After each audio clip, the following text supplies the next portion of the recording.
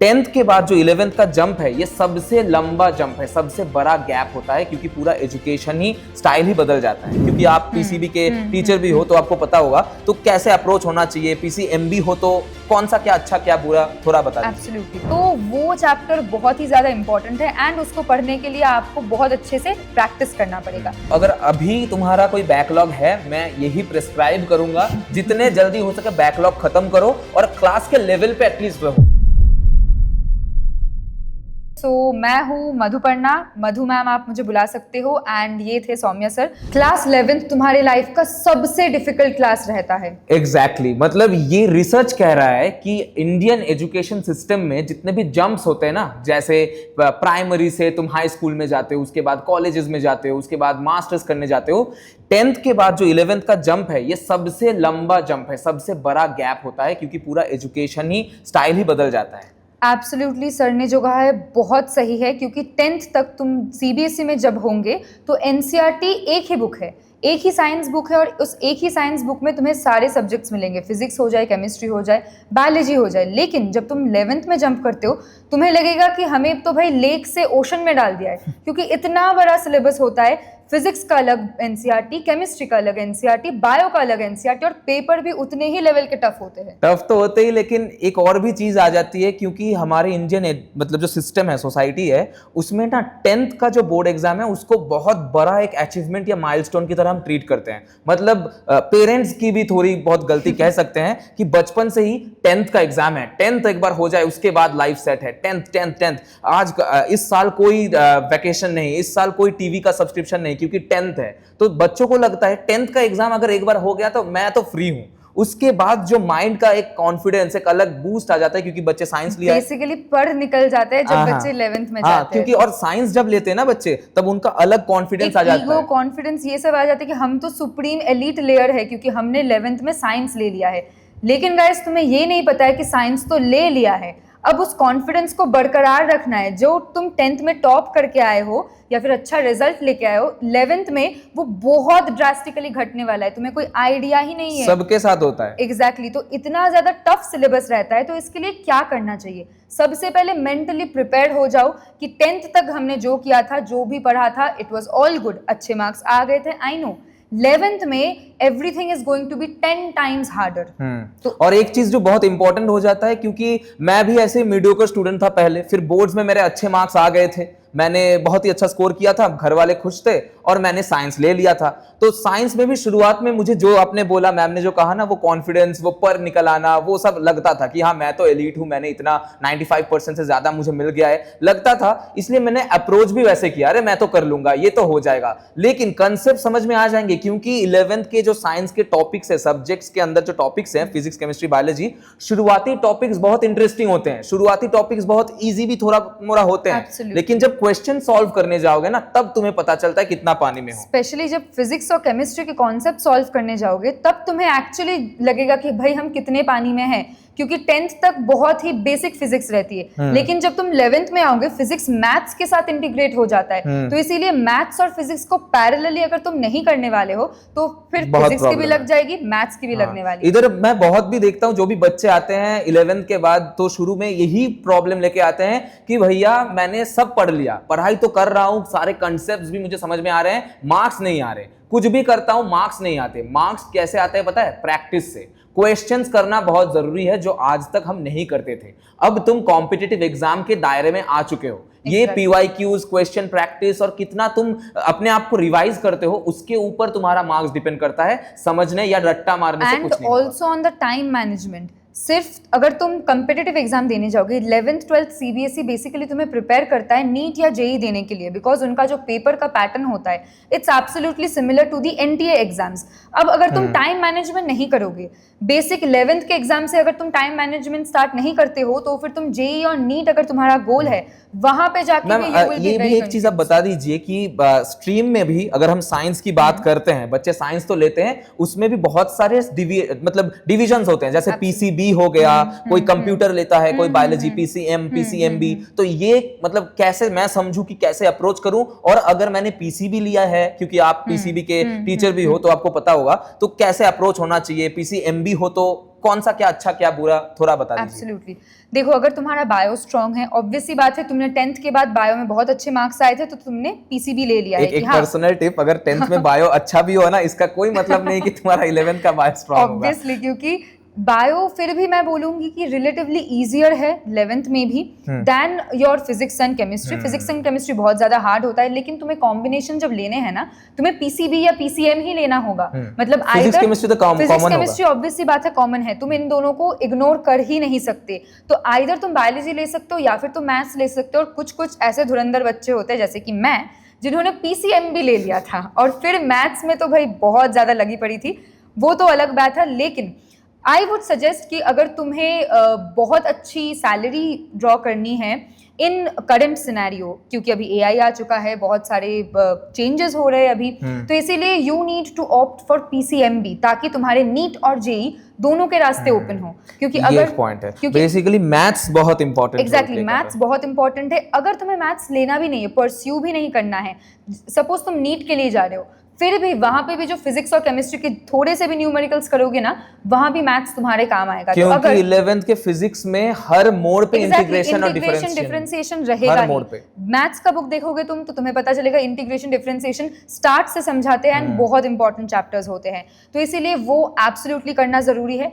किसी भी बच्चे को अगर मैथ्स में बहुत ज्यादा दिक्कत है कि बिल्कुल मैथ्स नहीं आता है, डोंट वरी, फिर आप पीसीबी ले लो, कंप्लीटली फिजिक्स केमिस्ट्री बायोलॉजी कर लो। लेकिन अगर आपको मैथ्स पे थोड़ा सा भी कॉन्फिडेंस है ना, तो आई वुड सजेस्ट मैथ्स ले लो, बढ़िया लाइफ होगा, मतलब एकदम बहुत सारे करियर ऑप्शंस ओपन हो जाएंगे। मैथ्स अगर तुम्हारे मतलब सब्जेक्ट कॉम्बिनेशन में रहेगा ना, तो हर एक दरवाजा खुला रहेगा तुम्हारे लिए। अगर पीसीबी लेते हो तो कुछ दरवाजे बंद हो जाते हैं, मैथ्स वाले बहुत सारे दरवाजे बंद हो जाते हैं। ऐसा नहीं कि पीसीबी के करियर ऑप्शंस नहीं है, बहुत सारे करियर ऑप्शंस हैं और आ भी रहे हैं, नए नए लॉन्च हो रहे हैं एआई के साथ अभी इंटीग्रेट होके बहुत सारे ऐसे डिफरेंट कोर्सेज निकल रहे हैं। बायोइन्फॉर्मेटिक्स है, बायोस्टैटिस्टिक्स है, बहुत सारे हैं। पीसीएम के भी अलग अलग चीजें हैं, जैसे कि पूरा artificial intelligence, entire artificial intelligence, अगर पूरा इंजीनियरिंग पीसीएम से चलता है, बायो का कोई नीड नहीं है। लेकिन अगर तुम पीसीएम भी लेते हो, थोड़ा टफ पड़ेगा तुम्हारे लिए, लेकिन सारे दरवाजे खुले रहेंगे। ऊपर से जैसे मैम ने अभी बोला, फिजिक्स और केमिस्ट्री में इवन ट्रिगोनोमेट्री का भी एक बहुत रोल होता है फिजिक्स में, क्योंकि एंगल्स निकालने होते हैं, उसमें साइन 45 का वैल्यू क्या है, साइन 90 का वैल्यू क्या है, ये सब बहुत मायने रखता है। तो 10th तक बच्चों ने थोड़ा पढ़ा था आई गेस ट्रिग्नोमेट्री। तो अभी मैम आप ये डिस्कस कर लेते हैं कि साइंस तो ले लिया है, सब्जेक्ट सिलेक्शन हो चुका है, अब मैं ये जो नए जो मेरे 1-2 महीने आ चुके हूँ, मतलब मेरा 11th का जर्नी स्टार्ट हो गया है, अब मैं कैसे अप्रोच करूं, क्योंकि मेरा एग्जाम आ रहा है, रिवीजन टेस्ट जब मैं देने बैठ रहा हूं तो मुझे मार्क्स नहीं मिल रहे, तो मैं कैसे क्या प्रिपेयर करूं या क्या चेंजेस लाऊं अपने टाइम टेबल में या पढ़ने के अप्रोच में, ताकि मेरा मार्क्स अच्छे आ जाए। देखो, सबसे पहली बात, 10th तक जो भी टाइम टेबल तुमने फॉलो किया था, अगर किया था एनीथिंग, तो उसको फेंक दो क्योंकि वो काम नहीं आने वाला है। 11th का सिलेबस इतना वास्ट है कि कोई टाइम टेबल भी तुम्हें नहीं बचा सकता। क्या करना है, जितने भी चैप्टर्स तुम पढ़ रहे हो, चाहे वो बायो का हो जाए, केमिस्ट्री का हो जाए, फिजिक्स का हो जाए, make sure that you are studying it very nicely. क्योंकि तुम 6 घंटे बैठे रहोगे, तुम एक चैप्टर, तुम्हें लग रहा है कि हाँ 6 घंटे बैठ के आज मैंने पूरा बायो निपटा लिया है, 6 घंटे में से शायद सिर्फ 2 घंटे तुम फोकस्ड स्टडी कर रहे हो। तो अगर 2 घंटे सिर्फ फोकस स्टडी करोगे, बाकी के 4 घंटे तो वेस्ट हो गए। तो इसीलिए 6 घंटे पढ़ना जरूरी नहीं है, 2 घंटे फोकस्ड कर लो, वो तुम्हारे लिए ज्यादा काम मतलब कितना पढ़ रहे हो। और मैं एक चीज बताता हूँ, घंटे के हिसाब से पढ़ना बंद कर दो, टॉपिक वाइज पढ़ो। सिलेबस इतना वास्ट रहेगा ना, आज मैं 4 घंटे पढ़ूंगा, ऐसे करके कुछ नहीं होगा। तुम 4 टॉपिक खत्म करो, वो ज्यादा इंपॉर्टेंट है, चाहे वो 2 घंटे में या 4 घंटे। एंड मोस्ट इंपॉर्टेंट है, सपोज आज तुमने कुछ एक चैप्टर खत्म किया है, सपोज आज तुमने रेस्पिरेटरी सिस्टम खत्म किया है, बायो के 11th में एक चैप्टर है, वो अगर तुमने खत्म कर लिया, ह्यूमन रेस्पिरेटरी सिस्टम, कल सुबह उठ के तुम दूसरा चैप्टर पढ़ने बैठोगे, लेकिन उससे पहले तुम्हें इस चैप्टर के सब कुछ, मतलब जो भी तुमने पढ़ा है, उस पूरे चीज को तुम्हें रिवाइज करना होगा। नहीं तो दिमाग से निकल जाता है। नोट्स लिखने होंगे। इन बच्चों को सबसे बड़ी दिक्कत होती है कि ये नोट्स नहीं लिखते हैं, तो इनको नोट्स लिखने की जरूरत होती है। वो तो होता है ना, एनसीईआरटी का खुद के नोट्स भी बनाओ कि एक चैप्टर पढ़ो, एक A4 साइज पेपर बना लो। एग्जैक्टली, पढ़ते पढ़ते नोट्स बना लो। बायो में सबसे इंपॉर्टेंट होता है डायग्राम्स। अगर डायग्राम्स नहीं तुम प्रैक्टिस करोगे तो बहुत सारे डायग्राम बेस्ड क्वेश्चंस आते हैं स्कूल के एग्जाम्स में, बोर्ड्स में भी, जो तुम नहीं कर पाओगे। तो प्रैक्टिस डाल लो कि 10th तक आई थिंक थोड़े क्वेश्चंस आते थे हाँ डायग्राम हाँ, थोड़े मोरे डायग्राम्स तो हाँ, थे, अच्छे खासे डायग्राम्स थे, लेकिन उसमें ऐसा भी आता था बोर्ड्स के या पेपर में कि डायग्राम उठा के दे दिया है, लेबलिंग करो। लेकिन 11th में डायग्राम थियरी से बहुत ज्यादा कनेक्टेड है। एग्जैक्टली एंड जो भी तुम सपोज पेपर में लिख रहे हो, whatever answers you are writing, descriptive answers, हमेशा उसके साथ बायो में एक डायग्राम ऐड कर देना। तो फिर और एग्जांपल्स, क्योंकि हाँ, एनिमल किंगडम एक ऐसा चैप्टर है जिसमें बहुत सारे एग्जांपल्स आएंगे। हम आपको डरा नहीं रहे, लेकिन आप जब पढ़ोगे, बुक खोलोगे, तो आपको दिखेगा प्लांट किंगडम, एनिमल किंगडम, बहुत सारे एग्जांपल्स है, नाम है, बहुत सारे नाम है। तो वो चैप्टर बहुत ही ज्यादा इंपॉर्टेंट है एंड उसको पढ़ने के लिए आपको बहुत अच्छे से प्रैक्टिस करना पड़ेगा। इन जस्ट यही आता है कि फिजिक्स हो जाए, केमिस्ट्री हो जाए, बायोलॉजी हो जाए। अभी तक आपको लगा था बायोलॉजी रट के हम कर लेंगे। और एक चीज गलती है, वो है प्रोक्रेस्टिनेशन करेंगे, रील्स तो स्क्रॉल करते हैं, अटेंशन स्पैन इतना कम है। मैंने जैसे बोला कि पढ़ निकल आते हैं ना 11th में बच्चों का, तो उनको लगेगा अरे ये क्या है, और ये अभी जेनजीज हैं या जेन एक्स है, क्या है ये, बहुत रील्स देखेंगे और ऊपर से इतना कम अटेंशन स्पैन है, इतने सारे सब्जेक्ट्स हैं। तो प्रोक्रेस्टिनेशन की एक और गलती है, तो जो बच्चे बहुत बार पूछते हैं कि भैया जब मैं फिजिक्स कर रहा होता हूं ना, तब बायो का वो एग्जांपल या डायग्राम के बारे में याद आता है, वो तो भूल चुका हूं मैं, वो कब करूंगा। जब केमिस्ट्री कर रहा हूं, ऑर्गेनिक केमिस्ट्री, तब इनऑर्गेनिक का चिंता आ रहा है। तो ये सब मत करो, जब पढ़ रहे हो उसी को पढ़ो, फिनिश करो, उसके बाद नेक्स्ट चैप्टर पे जाना। हर एक थाली से खाना उठाओगे, पेट भी नहीं भरेगा, खाना भी वेस्ट होगा। जो भी काम तुम स्टार्ट कर रहे हो उसको अच्छे से खत्म करो, then move on to the next subject और द नेक्स्ट चैप्टर। तो कोई भी अगर एक सब्जेक्ट हो, उसको मैं अगर परसेंटेज वाइज डिवाइड करूं, तो कितना परसेंटेज पढ़ूं, उसके बाद टेस्ट दूं या क्या करूं, मतलब। तो देखो, अगर तुम एक पर्टिकुलर चैप्टर उठाते हो, सपोज तुमने एनिमल किंगडम ही उठा लिया, सो आई वुड सजेस्ट कि तुम उसको पार्ट बाय पार्ट पढ़ो। बिकॉज अभी तुम 11th में आए हो, अभी आए हो, तो अभी तुम्हारे हाफ ईयरली या फिर जो स्कूल के यूनिट टेस्ट है, उसमें भी 2-3 महीने अभी बाकी है। I think 1 or 2 months are left. तो इसीलिए जो भी चैप्टर्स है, स्टार्ट स्टडिंग 30% ऑफ इट, 30% पढ़ लो, फिर उसका एग्जाम दे दो। एक पार्ट खत्म करो, फिर उसके बाद एग्जाम दो। कोई भी मॉड्यूल्स भी होगा, ऐसा ही होता है। एग्जैक्टली। तो पार्ट बाय पार्ट चैप्टर को डिवाइड कर लो, तो फिर तुम पे भी उतना बोझ नहीं आएगा कि हाँ पूरा एकदम इतना बड़ा चैप्टर मैंने खत्म कर लिया, चैप्टर के एंड तक जाते जाते फर्स्ट पेज पे मैंने क्या पढ़ा था वो मैं भूल गई, तो इसीलिए मेरे एग्जाम में कम मार्क्स आ गए। So make parts and then study. और एक चीज है कि वही है कि 4 घंटे पढ़ाई करने से अच्छा है 2 घंटे पढ़ाई करो, प्रैक्टिस करो, 2-2 घंटे डिवाइड कर लो। और एक चीज है, कुछ बच्चे कोचिंग लेंगे, कुछ बच्चे ये एनरोलमेंट करेंगे। अभी तुम्हारे पास इंटरनेट के चलते बहुत ज्यादा कंटेंट अवेलेबल है, बहुत ज्यादा मॉड्यूल्स अवेलेबल हैं, डीपीपीज अवेलेबल हैं, क्वेश्चन बैंक्स अवेलेबल हैं। तुम हर कुछ मत उठाओ, मतलब हर एक चीज पे हाथ पैर मार के सब ले लेते हो कि इतना सब कर लूंगा, इस कोचिंग का भी ये ले लूंगा, उस कोचिंग का ये मॉडल ले लूंगा, लेकिन उससे नहीं होता है। Stick to just one thing. मतलब बहुत बच्चों ने मुझे ये भी पूछा था कि मैम क्या इंपॉर्टेंट होता है जेईई एंड नीट के प्रिपरेशन के लिए कि हम कोचिंग इंस्टीट्यूट्स में जाए। देखो, जैसे सर ने ऑलरेडी बताया, तुम लोग इतने, तुम्हारा अटेंशन स्पैन इतना कम हो चुका है, तुम शायद जाओगे यूट्यूब पे फ्री का कंटेंट कंज्यूम करने, सपोज कुछ फ्री का लेक्चर देखने जाओगे, 2 मिनट बाद तुम्हें लगेगा यार ये मैम क्या पढ़ा रही है, और करण औजला का गाना सुन ली। तुम वहां पे जाके यूट्यूब पे वो प्ले करने स्टार्ट कर दोगे। तो इससे बेटर है कि तुम जब एक कोचिंग में रहते हो तो तुम्हारा एक लक्ष्य रहता है, गोल रहता है, एंड कोचिंग वाले जो टीचर्स होते हैं, जैसे हम तुम्हें एकदम कंप्लीटली सब कुछ A to Z पढ़ा देते हैं, उसके साथ साथ प्रैक्टिस भी करवाते हैं। तो डिसिप्लिन होता है, एक डिसिप्लिन आती है, और साथ में वो लीडर बोर्ड भी मिलता है ना पेड बैचेस में। तो पेड बैचेस में जो लीडर बोर्ड होते हैं, कॉन्फिडेंस भी बूस्ट होता है। तुम जितने एग्जाम्स दोगे, जितने मॉक टेस्ट दोगे, तुम्हारा बहुत कॉन्फिडेंस बूस्ट होगा। So it is very important. मतलब बहुत बच्चे ऐसे होते हैं जो बहुत टैलेंटेड होते हैं कि हाँ हम फ्री में ही कर लेंगे, फ्री का कंटेंट कंज्यूम करेंगे, बिल्कुल प्रोक्रेस्टिनेट नहीं करेंगे, डिस्ट्रैक्शंस नहीं रहेंगे, टॉप मार्क्स लाएंगे। लेकिन ये आइडियल केस है, मैक्सिमम बच्चे ये नहीं कर पाते। शुरुआत में शायद 1 हफ्ता ये कर भी लेंगे, लेकिन उसके बाद ये मोमेंटम खो देते हैं, और एक बार मोमेंटम खो गया वो वापस नहीं आएगा। तो इसीलिए सबसे इंपॉर्टेंट क्या है? डिसिप्लिन। अगर तुम डिसिप्लिन रहोगे, चाहे फ्री हो, चाहे पेड हो, चाहे कुछ भी बैच हो। और एक चीज इससे याद आया, डिसिप्लिन अगर नहीं रहोगे ना डे 1 से, अगर पहले 1 महीना सब डिसिप्लिन रहते हैं, अरे मैं तो टॉपर हूँ, साइंस ले लिया है, बहुत अच्छे से पढ़ूंगा,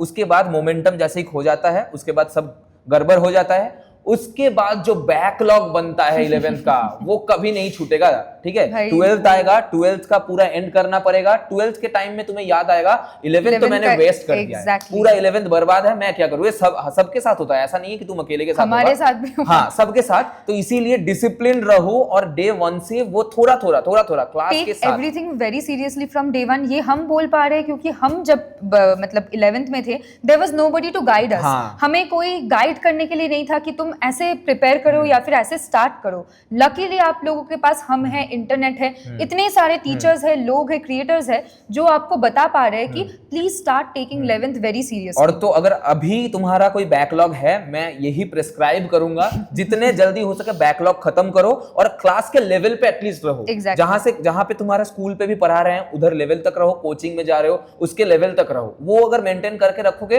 तो मोमेंटम नहीं खोगा नहीं और तुम कंटिन्यू कर पाओगे 11 12 बोथ। और लास्ट में बुक्स, एनसीईआरटी हम 10th तक कर रहे थे, वो काफी था।